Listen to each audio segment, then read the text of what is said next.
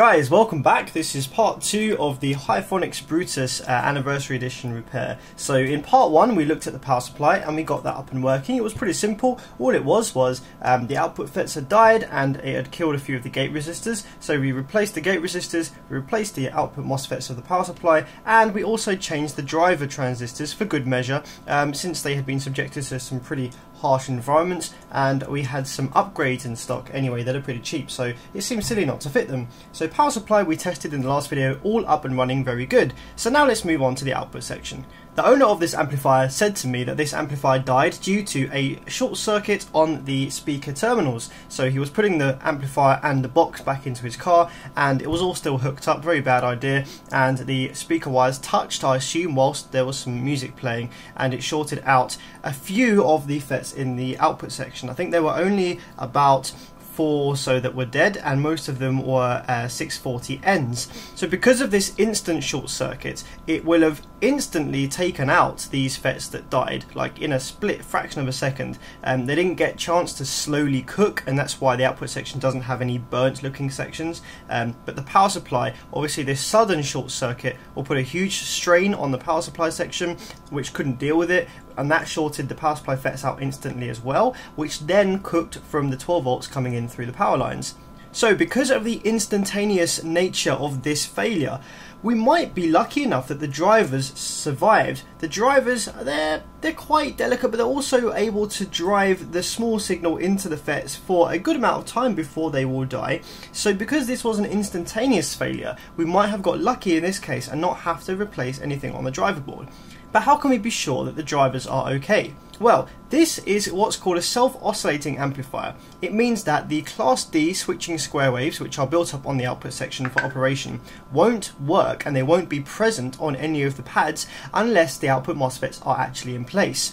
So to get the board to oscillate, to force the board to show us some square waves so that we can read their characteristics and see what they look like on the scope and see whether the drivers need replacing, all we have to do is feed a signal into the RCAs, a sine wave, and that will force the drivers to oscillate a square wave at the frequency we play through the frequency generator, which we can then read on the scope. So let's fire the board up now then, and let's just first of all check that we have all the correct voltages present on the output section. So the board is just firing into life and the small power supply is switching on and off, and you can see the rail voltage here is starting to build. So we've got 9.5 volts of input into the amplifier, nice and low to keep things safe, and that gives us a rail voltage of plus and minus 55.4 volts. Cool. So this amplifier, like I said before in the previous video, uses a high rail and a low rail, and what it does is it swings the audio signal between the two rails. So with this low voltage input from the power supply, this will allow the audio signal to swing up to 55 volts and down to minus 55 volts, which we can see on this one here. And it's because of this high-low rail that we have two different types of MOSFETs used in this amplifier, a 640N and a 9640, one to deal with the high voltage and one to deal with the negative voltage. We're just going to check that we don't have any DC or anything that isn't meant to be going to these gate pads first. So on the low side we should have negative rail on the first pad, and then we should also have negative rail on the gate pad, which we do. And the drive wave for the negative rail, it rides along this low voltage. So that's present for all of these pads. Now let's check the high side. We should have the high rail and we should have the high rail gate, which we do have. This is quite interesting to take note of, especially if you're starting out, and it will help you to read the voltages correctly. So with amplifiers that use this high and low rail, if you probe the low side, so we have on the 3 pads here for the MOSFET, we have source, drain and gate. So the source will always contain the supplied voltage that this wave can ride up to. And then we have the middle pad, which is going to be the output of the FET when the audio for the audio signal, and the gate, which is what's going to drive it. So on the low side, the drive wave is just a square wave, and what it will do is the square wave will fall to its lowest point at rail voltage, and in the square, the higher bits will be up. So the lowest part of the square wave will be minus 54 volts, and then the highest part of it will be a little bit more than that. up, down, up, down, up, down. So therefore that's why we have minus 54 volts on the source and minus 54 volts on the gate. If we look at the high side, however, the source has the top rail voltage, which is the highest that this FET can swing between, 55 volts. If we look at the middle pad, again, we have nothing as that's the output. Now, if we look at the gate, we only have 47 volts. And first of all, you might think that that's an error. We should have the same as what's on the low side. But no. In fact, the reason we have 47 volts is because this square wave actually rides up. So the lowest part of the square wave will be at this slightly lower 47 volts. And then the square wave will ride up to 55 volts and back down to 47, up to 55, down to 47. So therefore, that should equate to an 8 volt peak-to-peak square wave from 47, obviously, to 55. So that's what we should be looking for in our drive wave. Let's just confirm we have the same things on the other side over here. So we should have top 55 and top 47 there, which we do. And we should have negative 55 and negative 55. Cool, so the rail voltages are all present and looking good. Now what we can do is take our signal generator, play a, I don't know, say a 50 Hz sine wave through this board, and let's just check what the drive waves look like. Okay, so signal is playing and we can actually probe the audio input pin of the driver board here. And we can check that we are not clipping the input of the amplifier, so we can turn the gain up and you can see the square wave getting bigger there. And then you see it starts to square off, so we're just going to play a nice big sine wave with well under clipping. So that is the audio signal going to the driver board. So now then we should have a square wave to match that on the low side drive gate. Now in order to read this correctly, obviously when you probe it, your scope is going to fall all the way down to minus 54 because it's on DC coupling. So put the scope onto AC coupling so that it doesn't fall down with the DC. And we have a nice looking drive wave on the low side there. That looks very nice. So we just need to confirm that that is present on all of these pads. 1, 2, 3, 4, 5. Indeed it is. We probably, okay, so this amplifier does drive the high side at the same time. Some amplifiers need the high side FETs to be mounted in order to drive the high side, but no, we have a good strong looking drive wave on all the high side FETs as well, so that is good. And let's check the other side here. 5.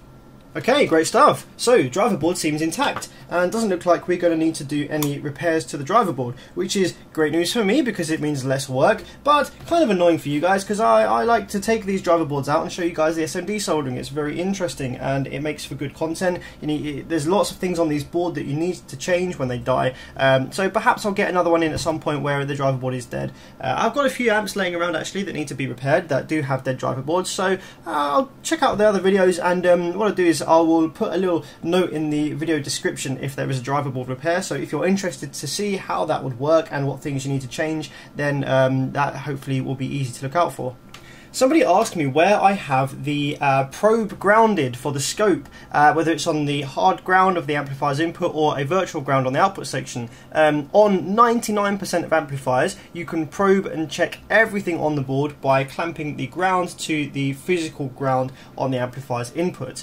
Very rarely do you need to ground it onto the virtual ground, which will be the RCA shield over here. Sometimes you do need to do that to get accurate voltage readings across the output section because there will be slight differences between power supply and output. But for checking waves, yeah, you're absolutely fine to just ground it over at the main ground. What I would say though is if you're going to touch your soldering iron onto the board, if you have anything other than a gas soldering iron, anything that's connected to the same mains that the scope is connected to, always disconnect your scope ground from the board before you start soldering, because sometimes the potential difference between the soldering iron tip, which is actually a case ground, and your scope case ground can be different, and it will spark the hell up on the board and you're like, what the fuck, why is this sparking? There's no voltages, there's no power supply, and then you work out that actually it's finding a different ground potential through the scope. Alright, so we fitted one FET per bank on the outputs, and this just makes it easier to see if there are any faults, because with one FET per bank they will heat up much quicker, so I can let the switching wave just be on for a fraction of a second and then feel the backs of all these FETs, make sure that they are not getting hot, which they shouldn't be. So if everything's alright, these should stay pretty much stone cold even when they start switching because there's no load connected. So let's power up the board again and let's let it switch for a fraction of a second, and I'm just going to clamp my scope onto the high side here, and so we can see on the scope when this starts to switch. There we go, so you saw the amp start to switch there. So let's go ahead and feel the backs of these now. They should be pretty cold on the FETs there, yep, nice and cold on that, nice and cold on there. So let's leave it switching for about 5 seconds or so.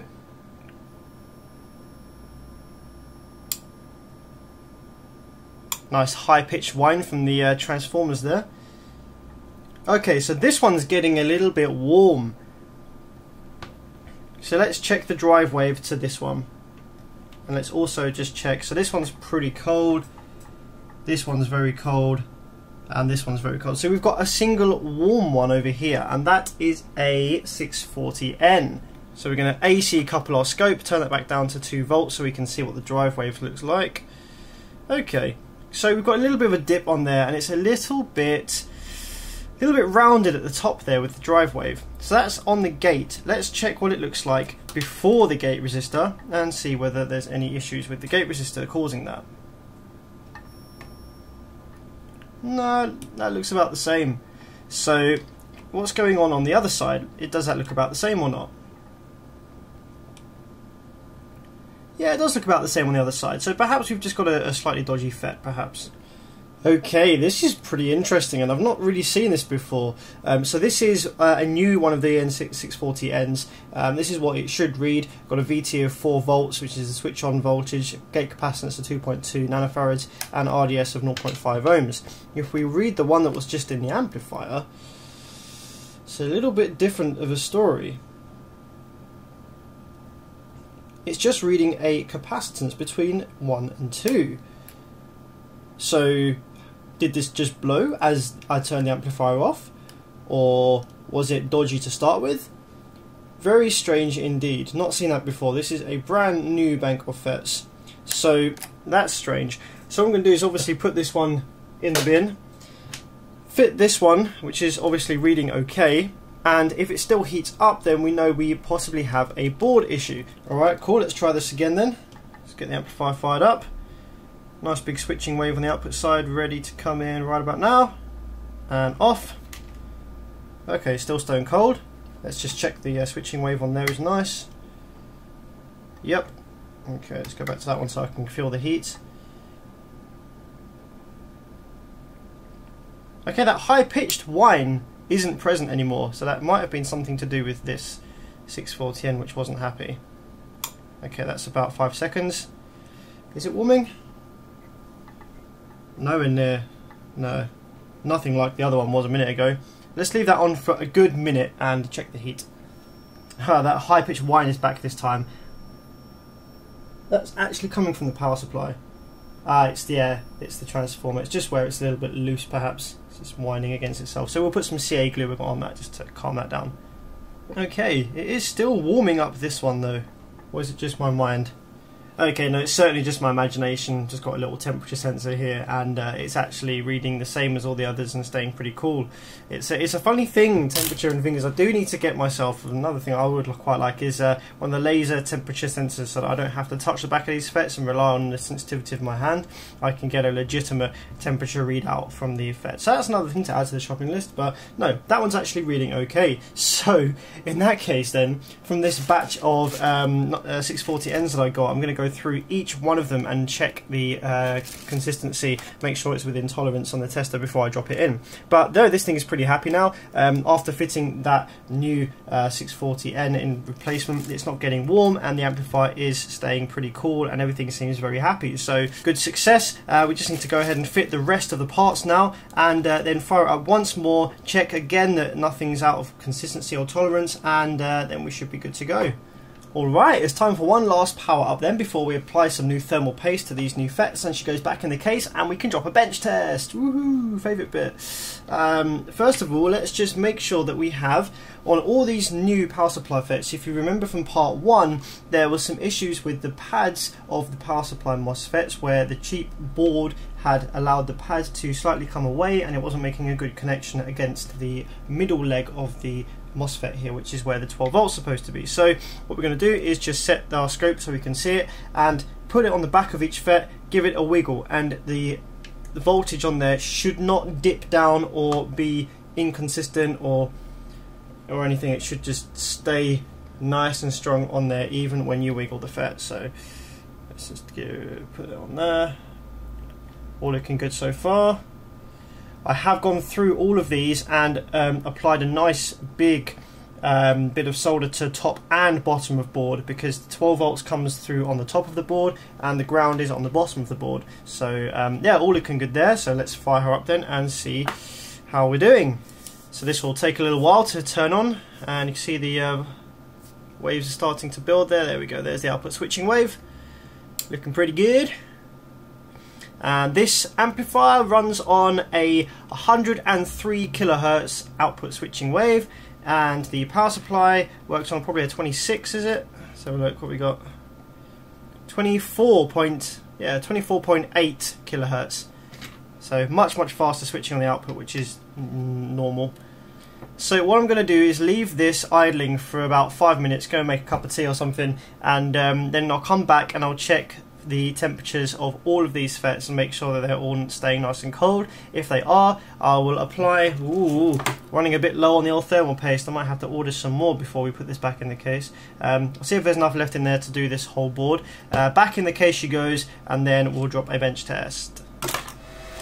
Alright, bench test time! This is both my favourite part and also the scariest part, because all the repairs you just took so long to make could be undone in a fraction of a second if you missed anything, or if anything goes wrong with the bench test. It is probably the most stressful scenario that the amplifier will ever be put under, doing a bench test like this with static loads. When you run a subwoofer wired to 1 ohm, the impedance rise raises that load, depending on what frequency you play, can be all the way up to sort of 5, 6, 7 ohms, maybe even higher depending on your box and the inductance of your coil.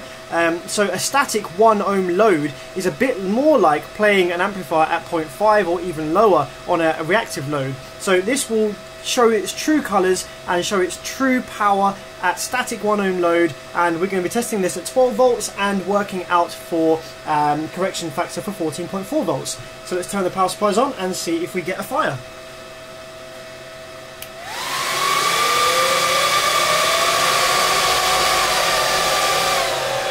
Okay, all good so far. Amplifier's clicked on and she is all very happy. So now what we need to do is start playing some tones and watch the wave on the oscilloscope and check when it clips. So I'm just going to pulse the frequency generator until I find the clip point. Almost there. The lights in the room are dimming. Okay, there's our clip point.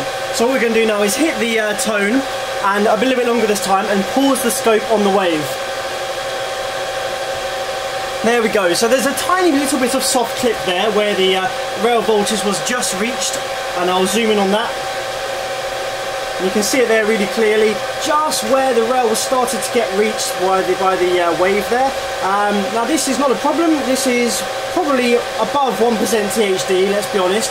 But this is how you might use the amplifier if you were competing, or the wave would probably end up looking like this most of the time if you're bumping it very hard. So the subwoofer would still sound completely clean. It's not properly clipped. It wouldn't cause the amplifier any problems or the subs any problems. It's just literally on its limit. And let's see, what voltage did that drop to? 11.98, so there we go, we can use that now to work out what power that did at 14.4 and at 12 volts. So you can see there we've got 40.77 volts on the scope, so let's go ahead and work that out.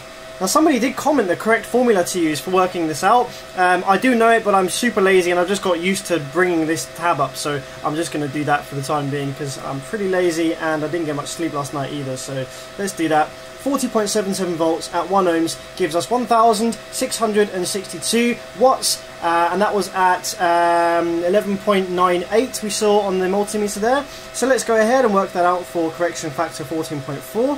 So we do 14.4, divide that by 11.98, square the result to give us our correction factor, 20200, and then times the result by the power that we read, which was 1662.19. 1662.19. Not too bad. Pretty good actually. That's a lot more power than the one that I benched before did. That benched 1,400 watts, pretty much bang on at 1 ohm, 14.4 volts. Good stuff. Perhaps the other one was a slightly different board revision.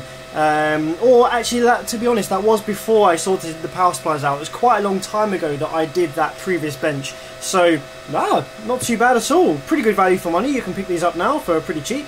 So, good stuff. I'm quite impressed, and that's quite well repaired. So, what we're going to do now is run this on an endurance test, and I'll just show you the first couple of seconds or so of the endurance test, because you don't want to be sitting there watching it for like 45 minutes, and how I run the endurance test. But yeah, as long as it passes the endurance test and doesn't blow up, then this amp is ready to go. So I'll show you what we do for the endurance test, and this is run constantly over a 45 minute to an hour period, depending on whether I remember to turn it off or not. And what we do is we leave 2 of the dummy loads hooked up, so that is a 2 ohm static load on the amplifier. Then run whatever subwoofer I have laying around at the time. This happens to be the Sony X-Plod today.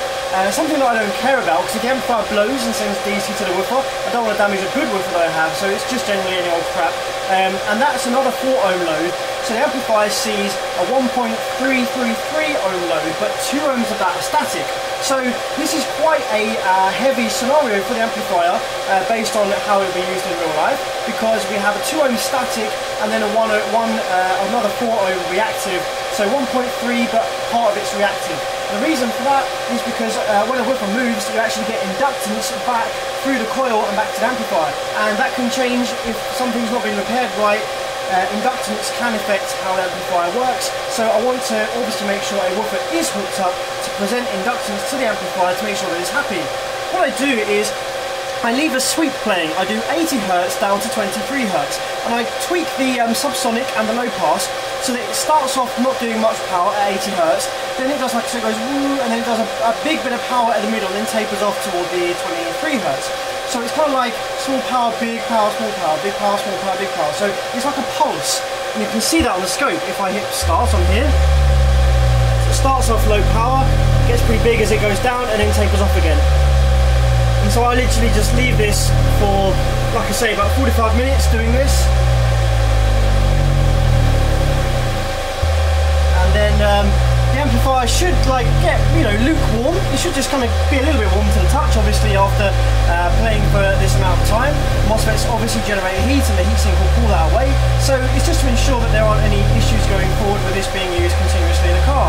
And obviously this is being run at 12 volts, so that's like voltage, with voltage drop, if the customer had some voltage drop, this is a perfect scenario.